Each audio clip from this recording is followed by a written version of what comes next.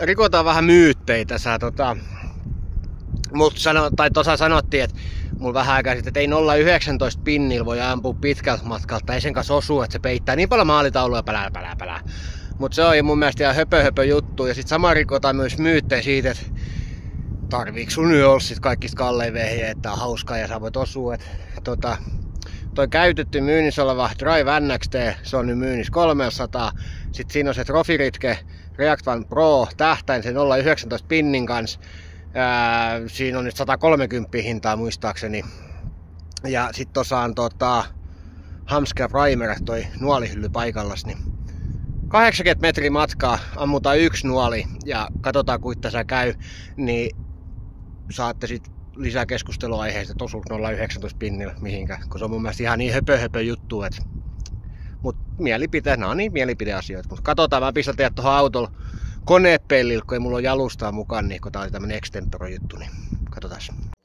No niin, nyt olette siinä konepellillä ja katsotaan, että näkyykö tän nuolen lentorata edes siihen videoon yhtään, mutta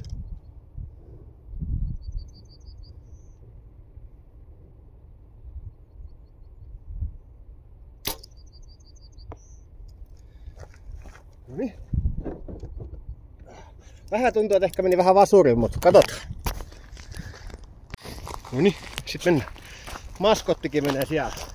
Mitos? Tuu sanomaan sun kaikista faneilla moikkaa, että nähdään kesällä tapahtumissa. Joo, nähdään joo. Noniin. Hasit. Matka jatkuu. 80 metriä joo. Mutta tosiaan kuulee aika paljon. Mitos? Kuulee aika paljon just, että 0,19 pinnin levoa ampuvat pitkältä matkalta tai sit jotain muut. Että täytyisi olla ihan lippulaivan malli vehkeet, niin että vois ampua kaukaa tai nyt tossakin nyt niin käytetty. Toi on mun vanha jousi käytetty jousi, mikä on myynnissä. Ja sit siinä on semmonen juttu, että siihen on, tai niin, no siis joo, se on käytetty jousi, 300 € tällä hetkellä hintapyyntö, eli ei oo kauhean paha. Siellä on just vaihdettu uudet lavat ja kaikki. Ja se tähtäin on nyt 130 alennuksessa tällä hetkellä käytettynä. Tosiaan, olisiko se uutena se ollut 260 mun verkkokaupassa. Mut katsotaan.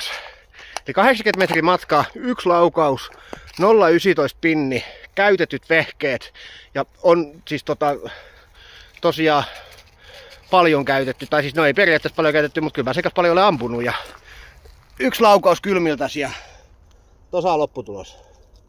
En mä nyt sano välttämättä,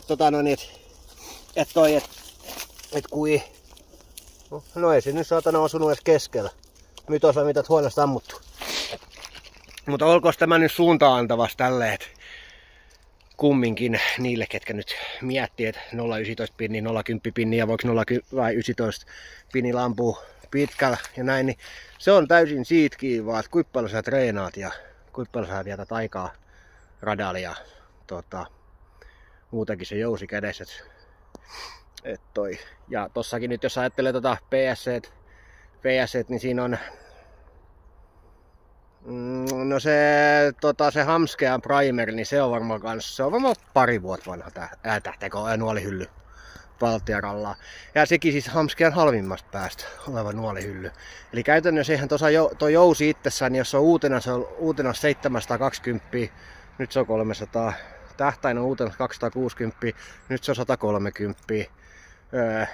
No se nuolihylly nyt ei ole myynnissä, mutta jos joku se haluaa ostaa, niin kyllä mä senkin nyt edes voi myydä muutamalla kympillä pojat, ei se niin väliä, mutta siis käytännössähän, niin tästä nyt nähdään, että vaikka mä nyt ihan tuohon keskellä osunutkaan, niin kyllä se nyt tälle kylmiltäs 80 kun ampuu, niin ihan hyvin jo.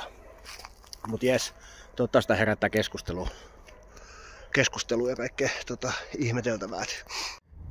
Niin ja hei, semmonen lisäys vielä, että Scotty Vodka 2 oli laukaisulaite. Ei oo 300 € peukkulaite ja hyvin osuu.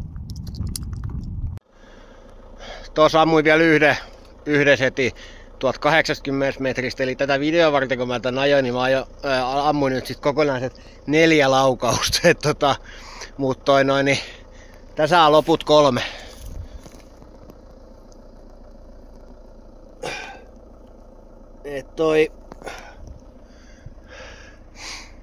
Mä taidan pysyn olla 19 pinnis ja halvos vehkeissä.